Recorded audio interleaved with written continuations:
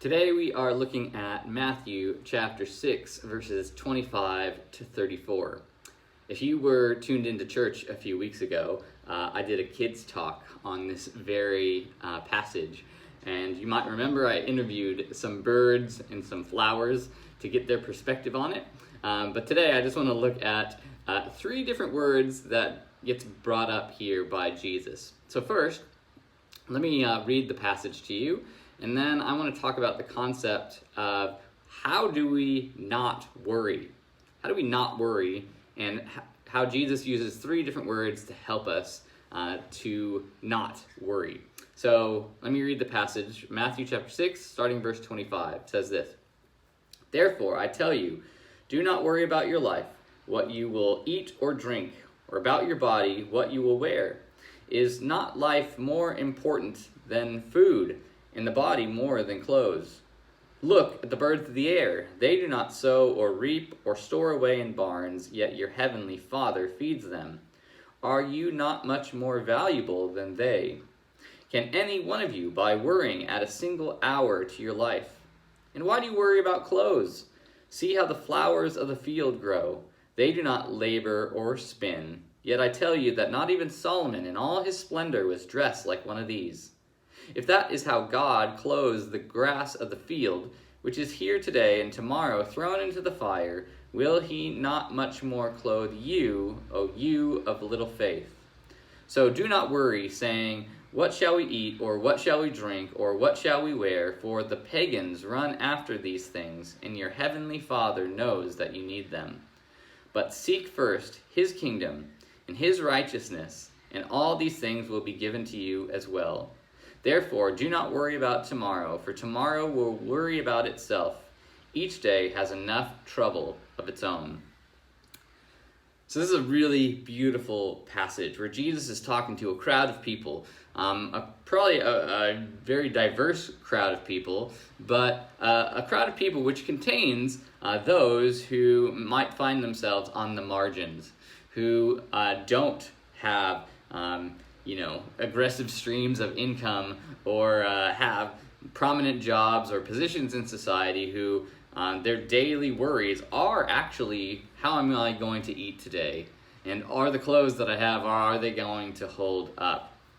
And so Jesus says to this diverse group of people, including these people who that is their daily struggle, don't worry. And it seems like a sort of trite answer, doesn't it? Like when you see someone who's in trouble, you say, you know what, don't worry. We're very good in Australia to say that. Like, no worries, mate, she'll be right. Don't worry. This is a cultural attitude when someone's going through something that we often say, well, don't worry. And this is something Jesus says, right? To not worry. But it can seem quite trite, especially if you're going through something really difficult. And that answer is not an appropriate answer. And so, what does it mean to be able to, in the face of really imminent, important things that we are lacking or we don't know how it's going to go, to just stop worrying? Well, if you're anything like me, your personality lends you to be someone who's not a worrier. I don't really worry about very much in my life. It's sort of my personality. I'm very cruisy most of the time. However, other people, like my wife, for example, struggles with this. And so when I try to use Jesus' words here, we'll say, don't worry, well, that's not really helpful. She needs to know, well, what does that look like? My personality is someone who worries constantly, who's always thinking about what's next or what isn't there. And so this is where I think examining the passage is actually really helpful. There are three words that Jesus uses, three verbs, where Jesus says, do not worry, and here's how you do this. So he gives these two observation lessons about the birds and looking at the flowers of the field, and then he goes on to sort of wrap it all up. And in those three sections, there are three different words that Jesus uses on how we can avoid worrying. The first one is he says, look at the birds of the air. Now, again, Jesus is wanting us to just take a look around at these creatures that just go about their everyday lives, and they're not worrying about jobs or income. They just exist. They just are. They just do the thing that they were designed to do. And Jesus tells us to look at them.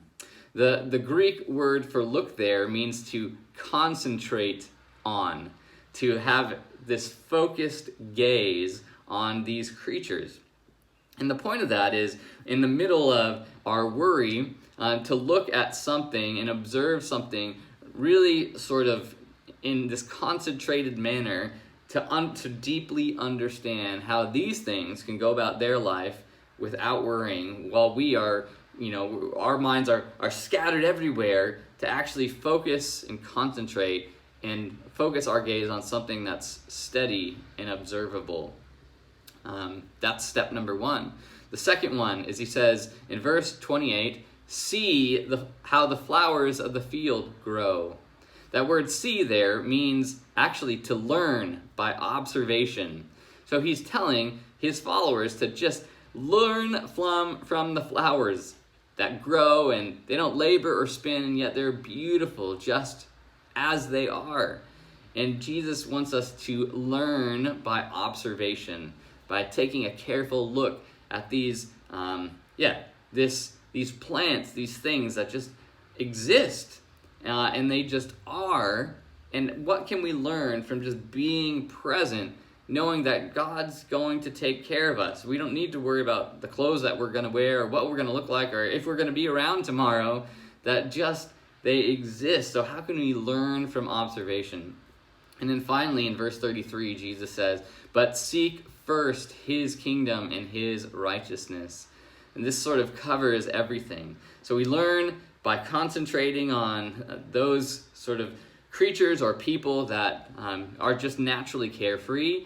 We learn by observation, by observing things or people that don't, that just trust in God, and learn from their ways and their methods. But finally, he says to seek first God and his kingdom. The word seek really literally means to search for, to do an investigation. And what I think that means is that each day, in the middle of whatever worry that you have, whatever struggle that you're facing that day, instead of going down that path and searching and observing and freaking out about that thing that is coming up, he says instead, concentrate your effort to investigating where God is, to seek God first in his kingdom. It's like getting out a magnifying glass and like snooping out the trail of like, you're looking for clues like, God, where are you? What are you doing? I need to look for you. And that when we do that, somehow then, well, the worries of our day sort of fade away as we are on this hunt, this search for God. And so we're reminded to concentrate, to learn by observation of those beings or things that naturally just are. They exist and they trust in God. But then, in the middle of our worry, to actively search for God and his kingdom, rather than to concentrate and worry and investigate the things that are freaking us out or scaring us. So, the challenge for you and I today is to not worry, but not in a trite way, in a way that actually helps us to be able to put things into practice that will help us concentrate on God instead of our worries.